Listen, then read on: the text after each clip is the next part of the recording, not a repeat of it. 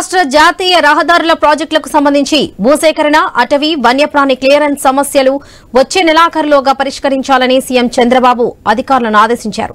ఇలాంటి ఆటంకాలు లేకుండా తలెత్తకుండా రహదారుల నిర్మాణం వేగవంతంగా జరిగేలా చూడాలని తెలిపారు. రహదారుల అభివృద్ధిపై అధికారులు, కాంట్రాక్టర్లతో సీఎం చంద్రబాబు సమీక్ష నిర్వహించారు. వివిధ రహదారి ప్రాజెక్టుల పురోగతిని పరిశీలించారు. నిర్ణీత కాల వ్యవధికి మించి ఆలస్యమైన ప్రాజెక్టుల కాంట్రాక్ట్ సంస్థలపై అసంతృప్తి వ్యక్తం చేశారు. ఇకపై ఏ రహదారి నిర్మాణము ఆలస్యం కాకూడదని స్పష్టం చేశారు. మరోవైపు NHAA-AO-RTH కింద 11,325 కోట్లతో 770 కిలోమీటర్ల రహదారులు గత ఆర్థిక సంవత్సరంలో నిర్మాణం పూర్తి చేసినట్లుగా అధికారులు ముఖ్యమంత్రికి తెలిపారు.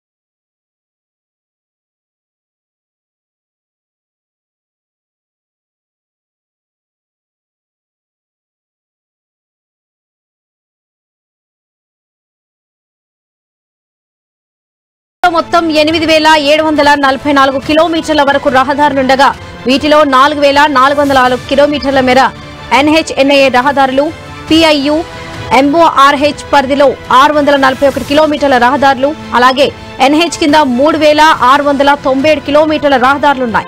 ప్రస్తుతం రాష్ట్రంలో NHAA MORH కింద 76,856 కోట్లతో 144 ప్రాజెక్టులకు చెందిన 3,483 కిలోమీటర్ల వరకు రహదారుల నిర్మాణంలో ఉన్నాయి. మరికొన్నింటిని త్వరలో చేపట్టనున్నారు. వీటిలో NHAA కింద 1,392 కిలోమీటర్ల రహదారులు, 2,091 కిలోమీటర్ల MORTH రహదారులు ఉన్నాయి. ఇందులో ఈ సంవత్సరం 20,067 కోట్ల విలువైన 1,040 కిలోమీటర్ల రహదారుల పనులు పూర్తి కావాలని సీఎం చంద్రబాబు ఆదేశించారు.